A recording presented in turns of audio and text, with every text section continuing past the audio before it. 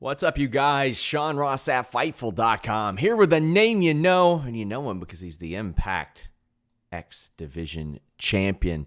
He's got a big match coming up this Saturday, as do many of Impact stars. It is Bound for Glory, Saturday, October 24th, 8 p.m. You can check it out in demand on Dish, DirecTV, Rogers, Bell, Shaw, any number of places, or you can order it on Fight TV. Bound for Glory. I've got ROHIT Raju. How you doing? What's up? How are you doing? I'm doing good. We're here to make some predictions for this big show, and it is a big show. You've got a pretty important match over there. That I do. Yes. Not too happy with this whole 5-on-1. I mean, that's pretty much what it is. Everyone wants to see me get my comeuppance because, people are mad that I'm making a name for myself and finally I'm making opportunities for my own. And even though I've given opportunities to other people and they failed at the opportunity, all of a sudden it's my fault. So, yeah, everyone wants to see the X Division title taken off my waist, which honestly is just extremely unfair. But, yes, a big match coming up in 24. How would you overcome those odds at 5-on-1 if Jordan Grace already beat you 1-on-1 ahead of this?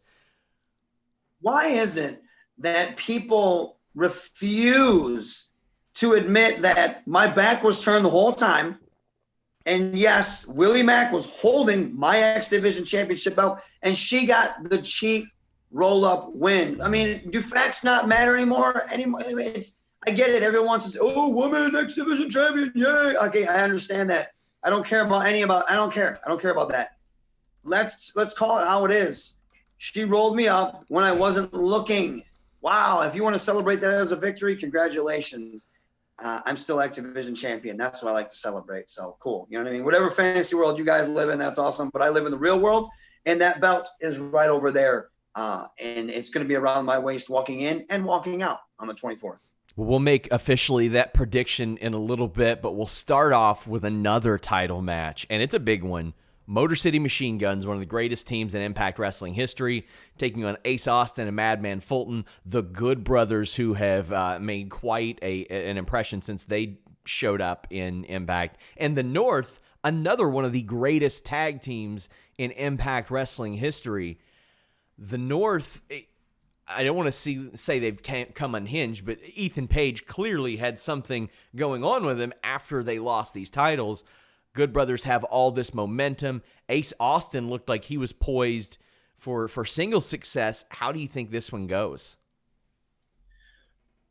Where I would love to represent Michigan in the Motor City Machine Guns, I have to go with my fellow Bod Squad members, the North.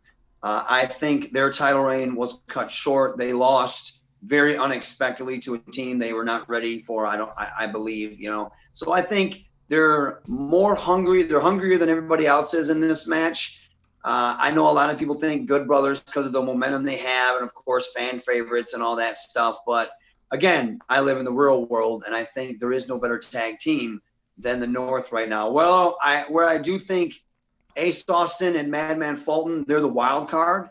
They have been operating very well as of late, and I know they've been getting their reps in outside of Impact Wrestling. So I do think they are a bigger threat than a lot of people think, but I'm still going with my boys in North. Do you think that what the Good Brothers do with like Talkin' Shop-A-Mania and all that will distract them from what they're doing at Bound for Glory? Does that they've got a lot of media obligations. They've got their hands in a lot of different pots right now.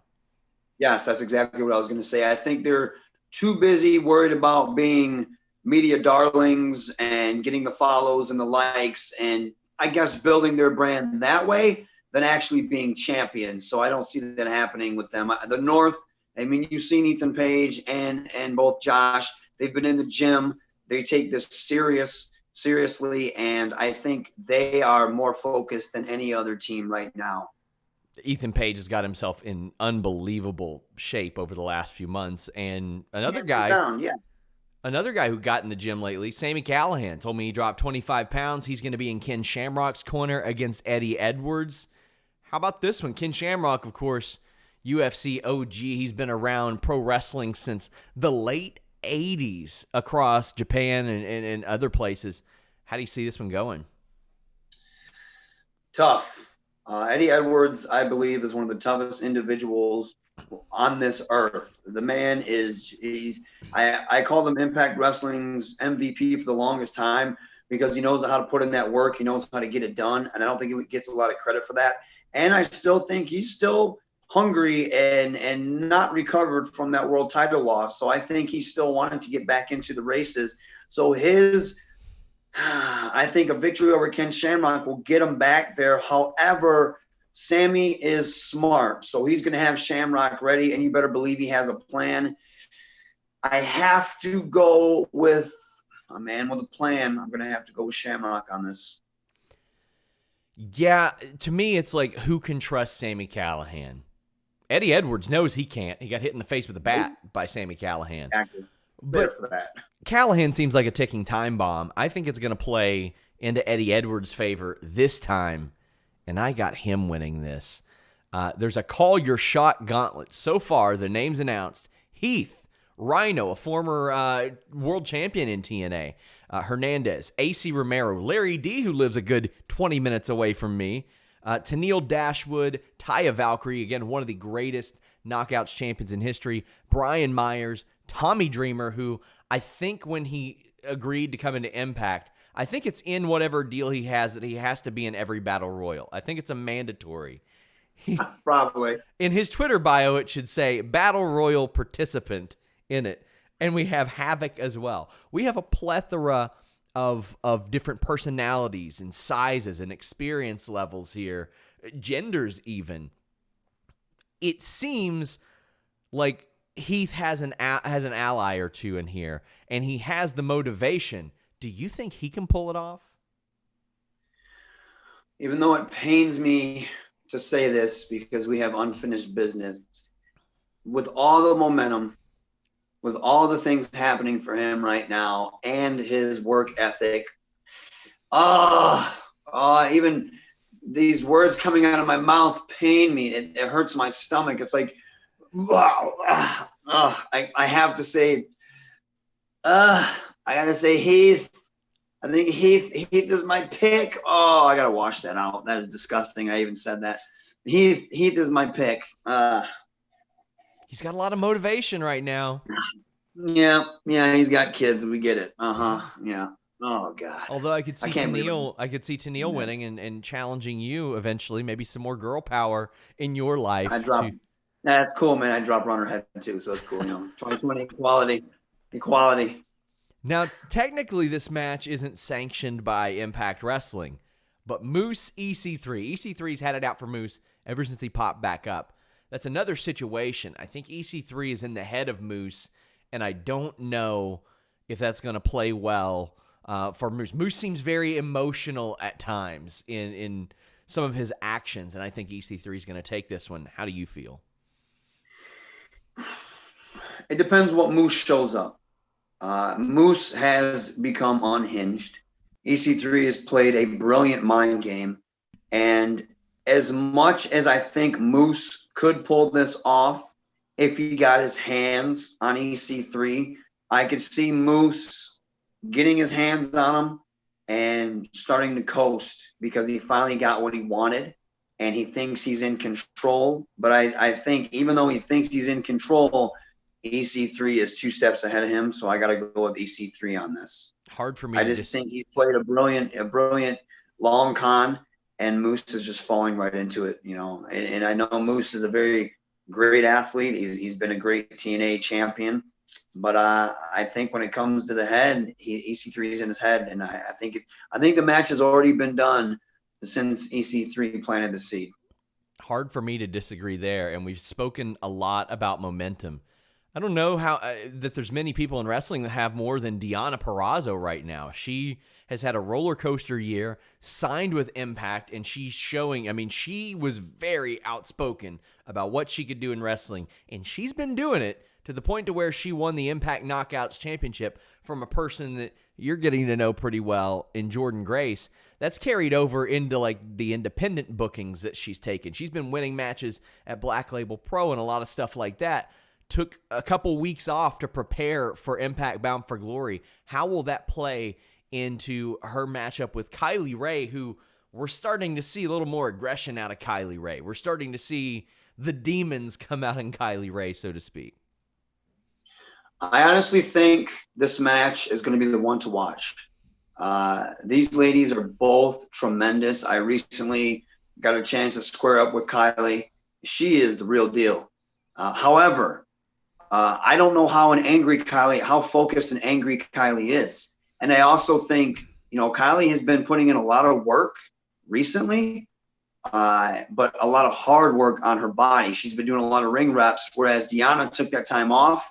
She looks in tremendous shape. She looks in way better shape than she did when she came into Impact. She looks like she's hungry. She's hungry not to lose that title, I can tell you that.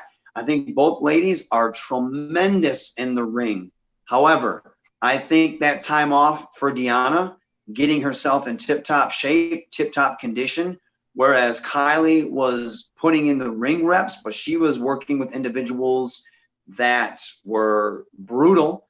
She was having some very brutal matches, myself included, and I think that's going to affect her going into Bound for Glory. And this whole angry Kylie, I don't know if it's a focused Kylie. I don't think that's doing her any favors.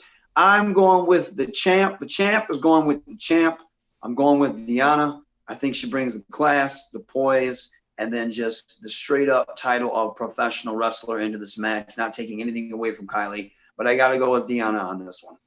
Another great match. I think it's her time to shine. Yeah, another great match on a loaded card. And this it's one of the toughest ones to pick for me. There's a couple in here that are the toughest, and it comes down to the mental game versus the focus, like you said. I got to go with Deonna Purrazzo, even though I do think it's like 51-49 to me. Like that's how close this one is. That's how close. So I got a question for you before we keep going on. Okay. What's your pick for the X Division title match? Well, we're about to get I hear you talking a lot about Jordan. I was saving that for the main event, so to speak. Okay, we'll get back to it. We'll get back to it then. Impact World Championship, Eric Young versus Rich Swann. It's amazing how these two found themselves here because neither one of them had wrestled much, if at all, the first 6 months of this year. They both show up as surprise entrants at Slammiversary, and it seemed like it was just destiny. Eric Young flipped out when he got pinned by Rich Swann. So we know Rich Swann can pin Eric Young. We've seen it. There's a template there for that.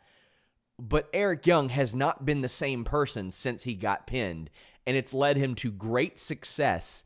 How will that work in defending the Impact World Championship and what might be the most emotional match on the show?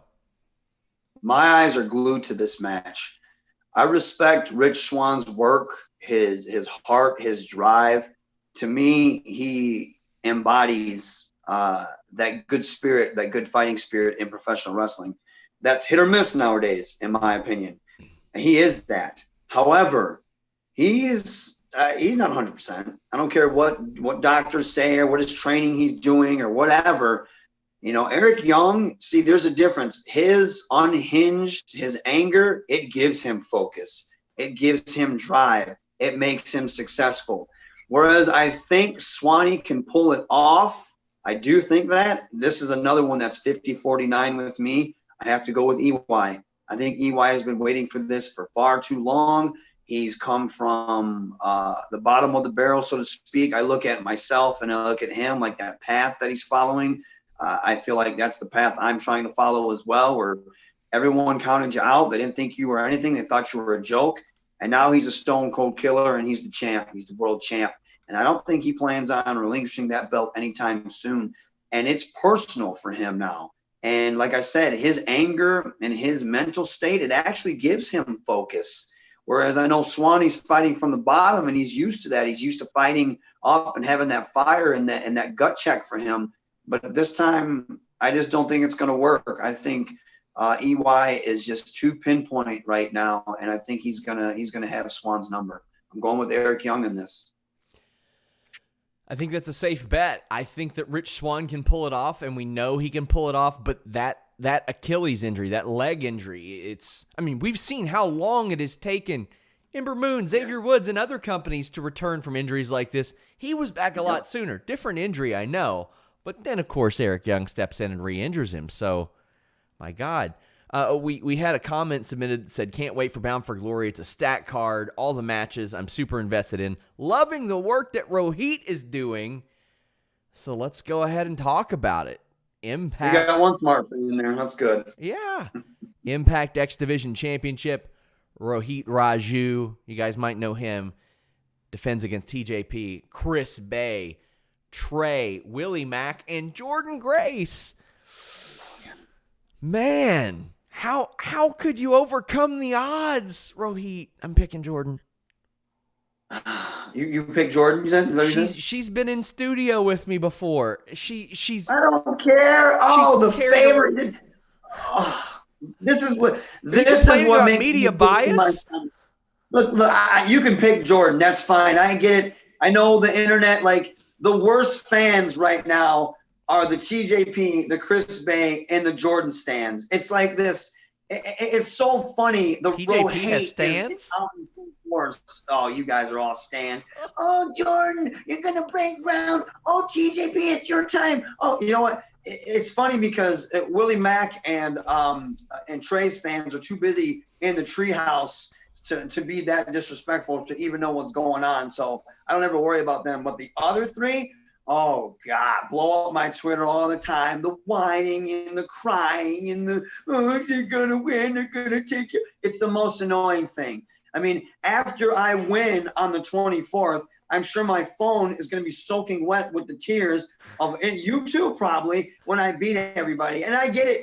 2020, everybody wants to see, empowerment. They want to see the women kick my butt and all this other stuff and break ground. I don't care about any of that.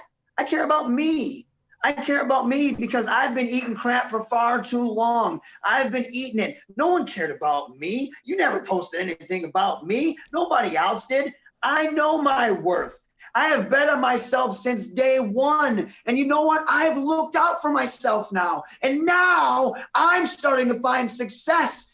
I deserve this. All these other Nimrods in this match, they have had their hype. They have had their fanfare. They have had their T-shirts year after year for every single company. They've had their thousands of millions of followers. And you know what I have had? Zero. But now I am the X Division champion. Now I call the shots. And if you think for 1 minute I'm going in on the 24th without a game plan, you're out of your mind. I don't care what the fans want. The fans never wanted anything from me. You guys don't pay my bills. These wrestlers don't pay my bills. Impact Wrestling pays my bills. In order for me to make more money, I have to have the X Division title around my waist. So I don't care what the world wants. I care what I want. And what I want is to remain X Division champion. So all you other suckwads can go on the internet and cry about it because I don't care one bit. I don't care if you want Jordan, you want Willie, it doesn't matter to me. What matters is that I'm walking out on the 24th,